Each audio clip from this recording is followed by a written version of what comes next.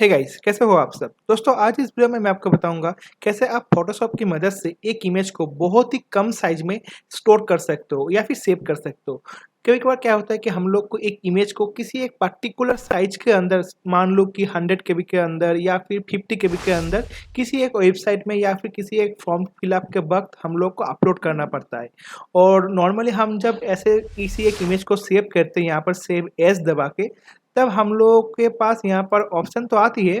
मैं यहाँ पर जेपीजी ले रहा हूँ क्योंकि हम लोग को जब अपलोड करना पड़ता है, नॉर्मली हम लोग जेपीजी में ही अपलोड करते हैं, ठीक है।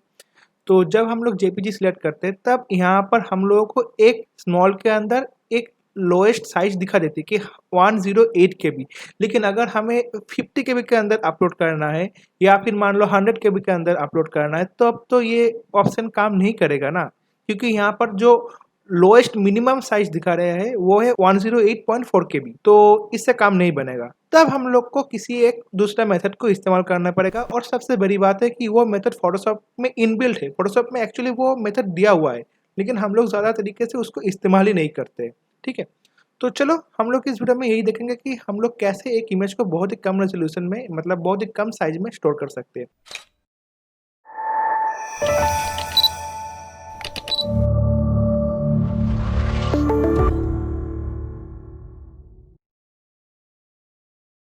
तो आपको पता है कि ये जो इमेज है, मैंने इसको इंडिपेंडेंस डे के वक्त ये मोन्टेज बनाया था। तो अगर आपको जानना है कि मैंने इसको कैसे बनाया, तो आप वो वीडियो आई बटन से देख सकते हो। तो अब टॉपिक पे आते हैं। यहाँ पर आपको जो सेव एज का ऑप्शन देखने को मिलता है, जिससे आप नॉर्मली सेव करते हो, उसके ठीक एक ऑप्शन नीचे आपको एक्सपोर्ट नाम का एक ऑप्शन देखने को मिलेगा। यहाँ पर आपको एक्सपोर्ट एज नाम का भी एक ऑप्शन देखने को मिलता है। तो आपको पहले यहाँ पर एक्सपोर्ट एज में आना पड़ेगा, ठीक है। तो मैं यहाँ पर क्लिक करता हूँ। अब यहाँ पर आपको बहुत ज़्यादा कंट्रोल मिलेगा, आपको पूरा मैनुअल कंट्रोल मिलेगा। आप कैसे अपनी इमेज को सेट, मतलब सेव करना चाहते हो। चलो मैं आपको दिखा देता हूँ यहाँ पर। वैसे भी मैं ये पूरा चीज़ मैंने जब फाइल ऑप्शन को एक्सप्लेन किया था, तब मैंने आपको ये समझाया था। फिर मैं आपको ये यहाँ पर एक्सप्लेन कर देता हूँ।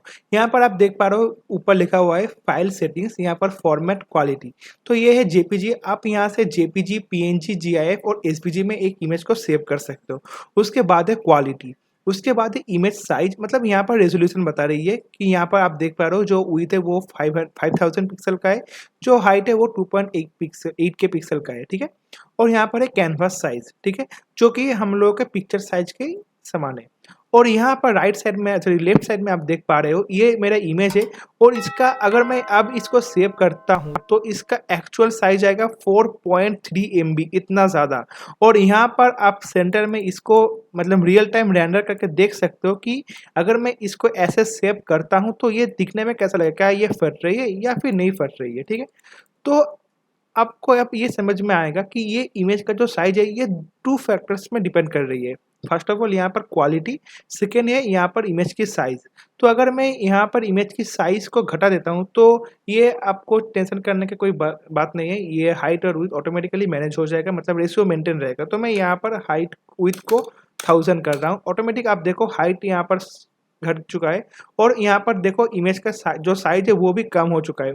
4.4 MB के आसपास था, अब ये 454 केबी के आसपास चला आया है, ठीक है। अब दूसरा बात है यहाँ पर क्वालिटी। अगर मैं चाहता हूँ इसका क्वालिटी को यहाँ से अगर 50% कर दूंगा, तो आप देखना यहाँ पर इसका जो साइज है वो भी बहुत ज़्यादा घट जाएगा। देखो 92 केबी के आसपास हो गया। अब अगर आप सोच रहे हो कि मुझे ये भी जानना है कि ये इमेज जब मैं सेव करूँगा तब इसका क्वालिटी कैसा होगा, तो वो आप यहाँ से रियल टाइम चेक कर सकते हो कि इमेज का क्वालिटी कैसा है, क्या ये फट रही है या फिर नहीं है, ठीक है ना। तो ऐसे करके आप एक इमेज को बहुत ज़्यादा कंट्रोल कर सकते हो। अगर मैं इसको क्वालिटी का एकदम 1% में ला दूँ तो यहाँ पर इसका साइज़ बहुत ही 35 केबी हो जाएगा।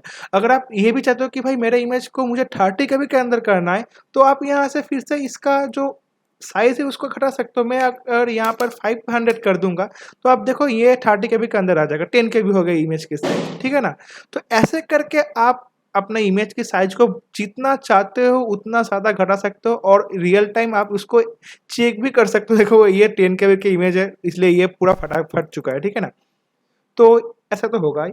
तो क्योंकि साइज घट चुका है तो इमेज का जो क्वालिटी है वो भी एकदम घटिया हो चुका है। तो ऐसा करके आप इमेज की जो साइज़ है उसको पूरा तरीके से मैनुअली कंट्रोल कर सकते हो और ये एक बहुत ही बेस्ट प्रैक्टिस है। लेकिन एक ही डिफरेंस है, अगर आप सेव एज़ से करते हो तो आपका जो काम का स्पीड है वो थोड़ा ज़्यादा होती है। यहाँ पर ये लोड होने में थोड़ा वक़्त लेती है, बस यही एक डिफरेंस है और कोई डिफरेंस नहीं है, ठीक है? तो मैं आपको इसको रेंडर करके दिखा देता हूँ। यहाँ पर आपको एक्सपोर्ट नाम का ऑप्शन देखने को मिलेगा, सिंपल एक्सपोर्ट के ऊपर क्लिक करो और कहाँ पर आपको सेव करना है वो यहाँ से पूछ लेगा, ठीक है? तो बस यहाँ पर इसको सेव कर दो और ये यहाँ से सेव हो जाएगा, ठीक है? तो जैसे कि आप देख पा रहे हो यहाँ पर मेरा ये जो इमेज है ये यहाँ पर सेव हो चुका है, ठीक है? इसका साइज़ अभी दिखा रही है, चलो देखते हैं। इसका साइज़ दिखा रही है 354 केबी, ठीक है? तो मैंने यहाँ पर जिस सेटिंग में इसको सेव किया था। तो मुझे उम्मीद है आपको ये वीडियो से ये समझ में आ चुका होगा कि आप कैसे एक इमेज को बहुत ही कम साइज़ में स्टोर कर सकते हो। तो अगर वीडियो अच्छा लगा है तो वीडियो को लाइक कीजिए और अगर आपको ऐसा फ़ोटोशॉप के रिलेटेड टिप्स, ट्रिक्स और ट्यूटोरियल में इंटरेस्ट है तो हमारे चैनल को ज़रूर से ज़रूर सब्सक्राइब करना, क्योंकि हम ऐसे ही बेहतरीन वीडियोज़ आपके लिए रेगुलरली लेके आते रहते हैं। और मिलते हैं आपसे अगले वीडियो में, तब तक के लिए stay innovative and be creative.